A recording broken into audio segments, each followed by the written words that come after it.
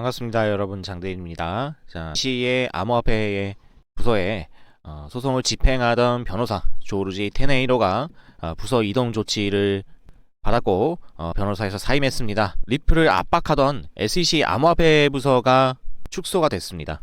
그리고 미국 현지 시각으로 2월 6일이니까 얼마 안 남았거든요.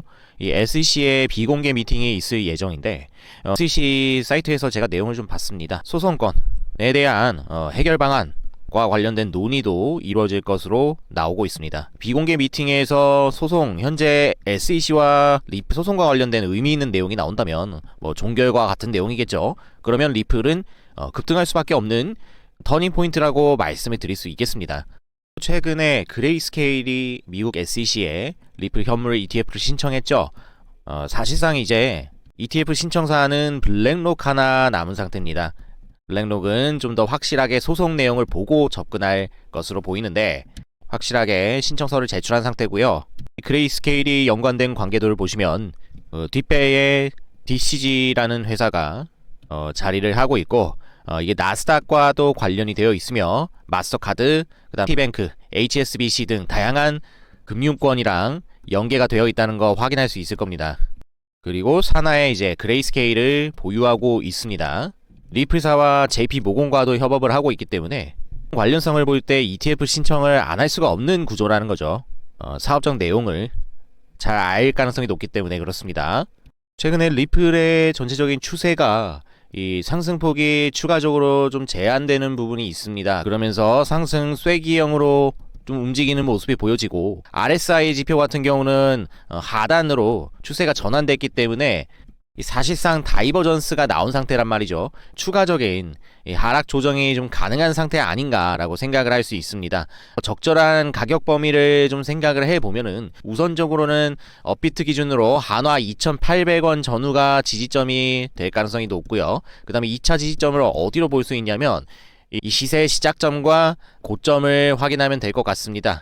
11월 본격적인 랠리 시작 전의 시점과 최근 고점을 이어그었을 경우에 피보나치 황금 비율인 0.618에 해당하는 구간을 이 돌파 전 저항 구간과 연계지어서 본다면은 2,400원 전후가 해당 지지 구간이 될 가능성이 있다. 지지선 1차는 2,800원 근처를 말씀드리겠고 2차는 2,400원을 말씀드릴 수 있겠습니다. 이거는 그냥 시나리오니까 참고적으로 봐주시고요. 추가적으로 추세가 계속해서 하방으로 좀 나올 가능성도 분명히 있습니다. 다만 파동의 사이클상 상승 1파와 그 다음에 조정 2파 그리고 상승 3파동 사이클이 나온 상태에서 4파 조정이 나오는 건데 보통 엘리어트 파동 사이클에서 이 구간이 굉장히 짧은 경우가 많습니다. 그래서 이 해당 4파 구간의 조정이 어디까지 지속이 될지 그게 관건이라고 볼 수 있겠고 단기적으로 낙폭이 좀 크게 나오고 있는데 그렇기 때문에 상승 5파동이 나오게 되더라도 다시 한번 전고점을 돌파하는 게 아니라 고점을 낮추는 형태인 절단형 형태로 갈 수도 있기 때문에 우리가 소위 말하는 쌍봉의 형태로 고점이 낮아지는 추세 하락으로 이어질 확률이 있습니다. 그래서 그런 현재 흐름이라고 보시면 되겠고 아무리 그래도 전망은 있기 때문에 조정 ABC 3파동 구간이 어디서 잡히느냐에 따라서 다시 한번 반등의 여지는 존재한다고 보셔야 되는 게 앞으로 ETF가 승인이 된다는 전제 하에서는 기관계들의 돈이 들어올 수밖에 없습니다. 비트코인도 마찬가지예요. 비트코인도 그렇게 안 오른다 했지만은 결국 기관계 자금 들어왔기 때문에 올라갈 수밖에 없었고요. 리플도 마찬가지로 이러한 자금의 영향은 생길 수밖에 없다라는 것이죠. 이더리움도 그만큼 강세를 보일 확률이 있고 리플 같은 경우는 더군다나 발행량의 총량이 제한되어 있기 때문에 이제 사용량이 늘면서 소각량도 늘어나게 된다 그러면 가격적인 반등 기대해 볼 수 있습니다. 그리고 고래의 흐름을 좀 볼 수 있어야 됩니다. 물량을 많이 가지고 있는 홀더들이 얼마나 있는가. 지금 보시는 사이트에서 활성 코인이 이 100만 개 이상 가지고 있는 보유자들 수가 점점 늘어나고 있는 것을 확인할 수 있습니다. 계좌 수가 검정색과 이제 갈색으로 표시가 되는데요. 이 당시에 이제 급등했던 구간이 바로 2017년부터 2018년까지 첫 번째 부유장입니다. 이 물량을 팔아 넘기는 형태가 명백하게 나타나는 걸 확인할 수 있습니다. 가격이 급등하는 것과 동시에 떠넘겼다면 지금은 어떻습니까? 가격이 상승을 하든 횡보를 하든 상관없이 꾸준하게 물량을 매집했다는 정황을 확인할 수가 있습니다. 여기 보시는 대로 우상향하는 그림이 그대로 보이죠. 누군가는 매도를 분명히 할 것입니다만은 거대 물량 활성 지갑수는 점점 늘어나고 있다는 걸 확인할 수가 있습니다. 이것은 분명히 향후 미래 가치가 좋아질 수밖에 없는 상황이기 때문에 이런 장기 투자를 선호하는 홀더들이 늘고 있다는 걸 알 수가 있죠. 특히나 고래의 비중이 늘어난다는 겁니다.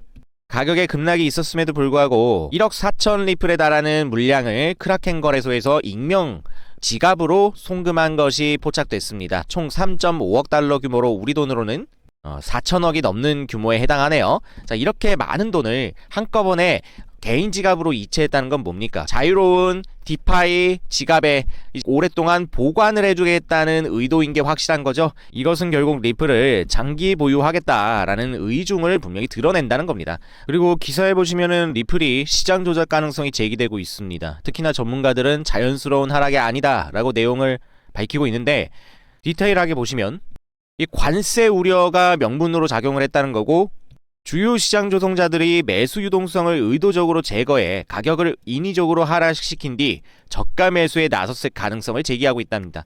이렇게 저가로 의도적인 가격 하락을 통해서 매집을 하려는 세력이 늘어난다는 것은 그만큼 전망이 좋기 때문이라고 할 수 있겠죠.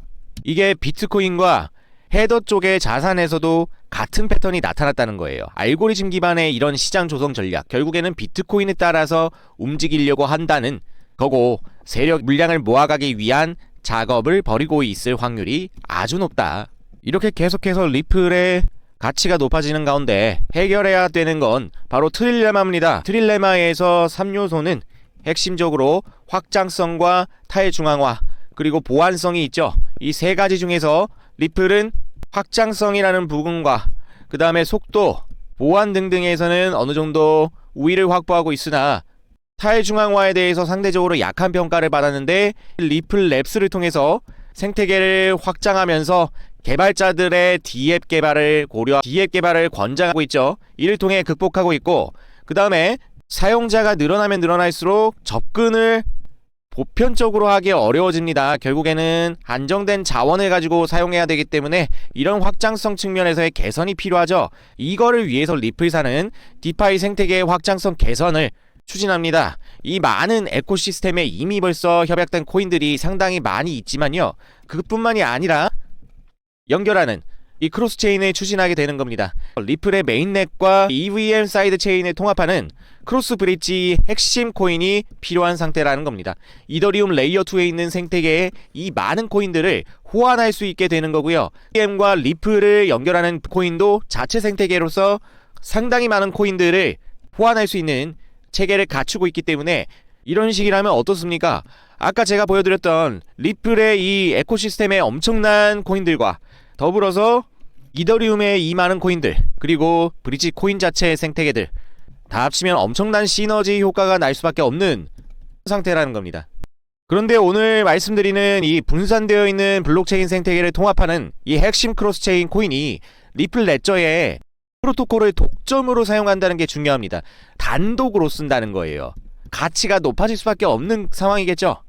작년에 락업 물량을 일부 해제하는 부분이 있었습니다. 그로 인해서 이슈가 좀 생기면서 시가총액은 오히려 떨어지고 있는데 물량이 반영이 다 되어가고 있는 상태입니다. 지금 계속해서 TVL이라고 하는 자산 예치가 늘어나고 있는 상태에서 오히려 시가총액은 떨어지면서 저평가 국면으로 움직이고 있는 상태고, 시총이 상당히 가볍습니다. 리플의 100분의 1도 되지 않는 상황이기 때문에 리플이 2배, 3배 급등하게 된다, 리플 레저에서 생태계로 운용이 된다라는 부분이 부각이 됐을 경우에 반등할 수 있는 폭이 상당히 크다고 볼 수 있겠죠. 거기다가 도이치뱅크랑 블록체인 프로젝트를 협업하기도 하고 RWA 사업을 추진합니다. 도이치뱅크의 프라이빗 체인과 퍼블릭 체인을 연결하는 크로스 체인으로 역할을 하기 위해서 협업 중에 있다는 겁니다. 이 코인과의 연계는 RWA 인프라 쪽에 거대 프로젝트가 형성이 가능하고 리플까지 간접적인 연계가 가능하겠죠. 리플 생태계 내에 들어있으니까 도이치뱅크와 간접적인 협력이 가능하다는 거고, 더 확장하면 RWA 토큰화까지 리플과 간접적인 연관이 가능하다는 거니까 그만큼 사업성이 상당히 커진다고 볼 수 있는 중요한 대목이겠습니다. 가장 중요한 리플 희소 가치 증가의 필수적인 코인입니다. 확장성을 늘리기 위한 코인이다. 지금은 굉장히 저평가되어 있습니다. 그러나 알트코인의 불장이 오게 되면 아시다시피 20에서 30배 올라가는 코인들이 너무 많았던 2021년이었습니다. 언제 다시 이런 장이 올지 모릅니다. 그렇기 때문에 이 관련 핵심 코인 꼭 챙겨보셔야 한다고 말씀드리겠고, 받아보실 분들은 010-9675-1627로 숫자 1번과 알트mem에 문자 전송해 주시면 되겠습니다. 구독자 여러분들을 위해서만 특별히 공개하는 내용이기 때문에 일정 인원 채우면 마감할 겁니다. 아무에게나 드리지 않을 거라는 거. 또 온도 파이낸스, 최근에 RWA로 블랙 비드 자금이 투자가 된 코인이죠. 이 코인과 협업을 하는 관련 코인들도 무료로 제공해 드리고 있으니까 동일하게 문자 전송해 주시면 실물자산 토큰과 관련된 핵심 코인도 제공 드리고 있습니다. 많은 관심과 성원 부탁드리도록 하겠습니다. 앞으로 리플의 가치는 계속해서 반등할 수밖에 없는 가운데 비트코인이 탄생하면서 코인 시장은 지속적으로 성숙할 수밖에 없습니다. 그런다면은 비트코인 단독으로 의존하고 있던 코인 시장이 다양한 코인으로 분산되면서 시장이 외부 충격에도 버텨내는 성숙한 모습을 보여줄 가능성이 높은 상황이니만큼 알트코인의 비상 가능성도 주목해 보시기 바라겠습니다. 여기까지 장대리였습니다. 영상이 마음에 드셨다면 구독, 좋아요 부탁드리겠습니다. 고맙습니다.